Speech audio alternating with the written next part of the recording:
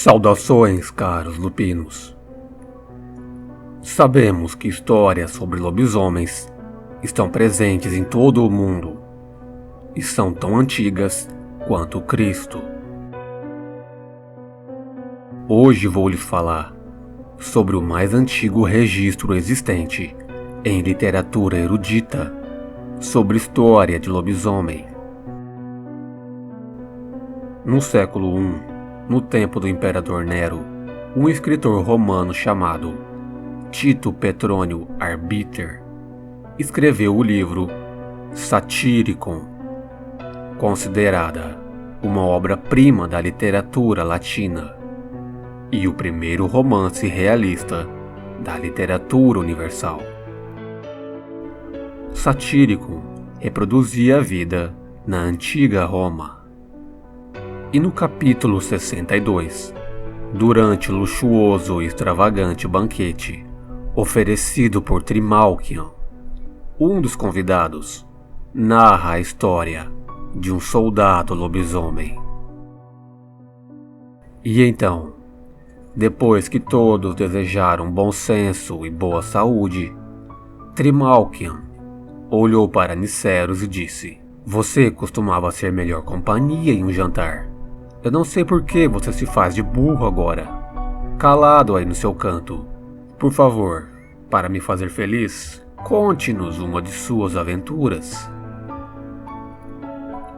Niceros ficou encantado com a amabilidade de seu amigo e disse: "Bom, será muito divertido, ainda embora que eu receia que seus amigos, cultos e espertos, vão rir de mim.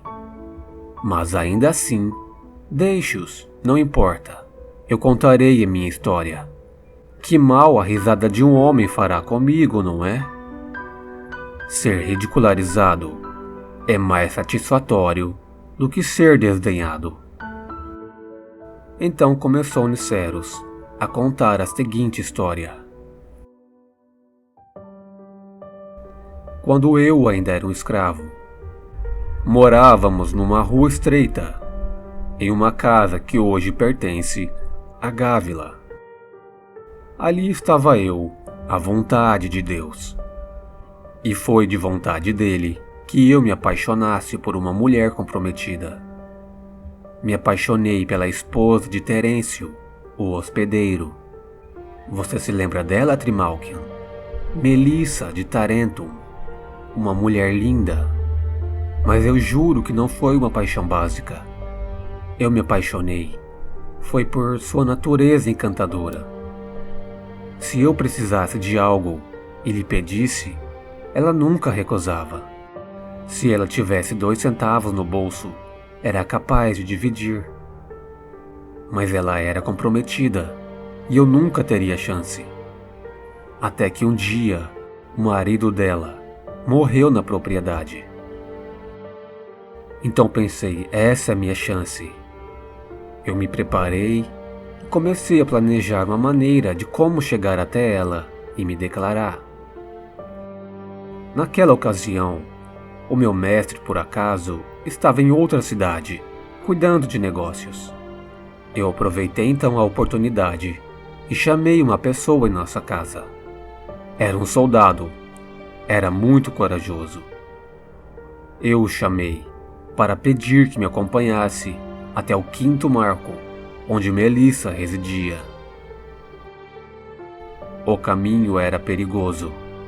Caminhamos pelo pântano. Era noite. Mas uma noite clara, pois a lua estava cheia e brilhava como o sol do meio-dia. Chegamos então em uma estrada entre sepulturas. Paramos um pouco para descansar. E meu amigo soldado foi para o lado ler os epitáfios escritos nas lápides. E eu me sentei do outro lado, com o coração cheio de cânticos, e comecei a contar as sepulturas que haviam próximas a mim. Passou-se um pouco de tempo e comecei a ouvir o soldado falar alguma coisa, quando eu me virei para ele Ele havia tirado toda a sua roupa e as amontoado na beira da estrada. Parecia que ele estava conjurando algo. Meu coração disparou na hora, mas eu fiquei ali, imóvel, parado igual um morto.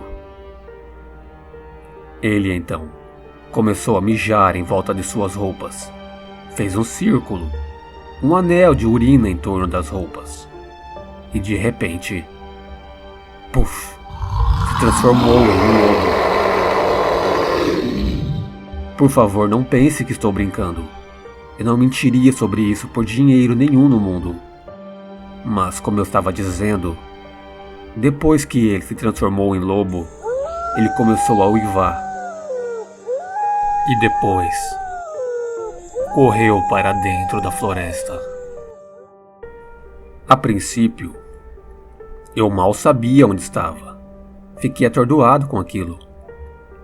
Comecei a andar por ali, e depois voltei para pegar as roupas dele, mas todas tinham se transformado em pedra.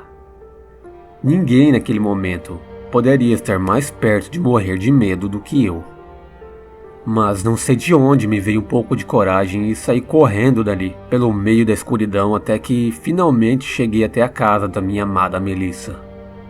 Entrei lá, igual a um cadáver, pálido, gelado, e o suor escorria frio. Meus olhos estavam embaçados. Foi uma experiência assustadora. Minha querida Melissa, quando me viu, ficou surpresa por eu estar tão tarde da noite, batendo em sua porta.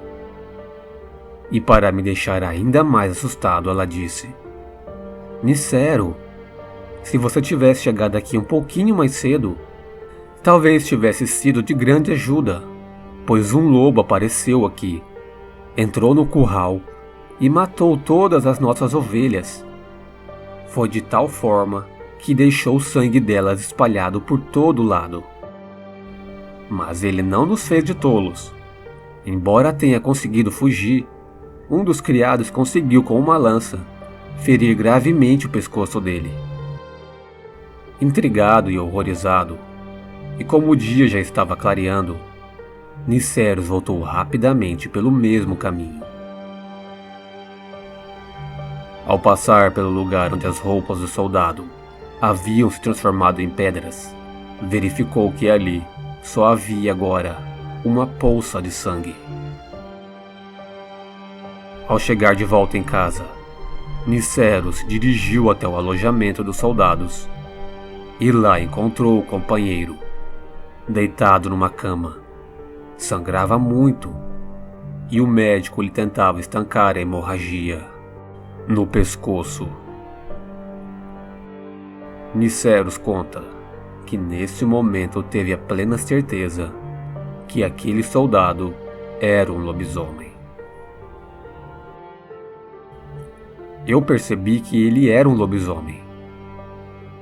E depois daquilo, nunca mais tive coragem de me sentar ao lado dele para uma refeição novamente. Bom, as pessoas podem duvidar do que eu falei, mas eu quero que todos os anjos me castiguem se eu estiver mentindo. Todos no banquete estavam estupidamente espantados com o que ouviram.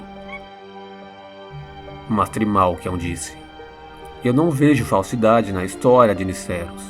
Ela até me deixou arrepiado. Vi a alma da verdade no que ele contou, pois eu sei que Niceros nunca fala bobagem.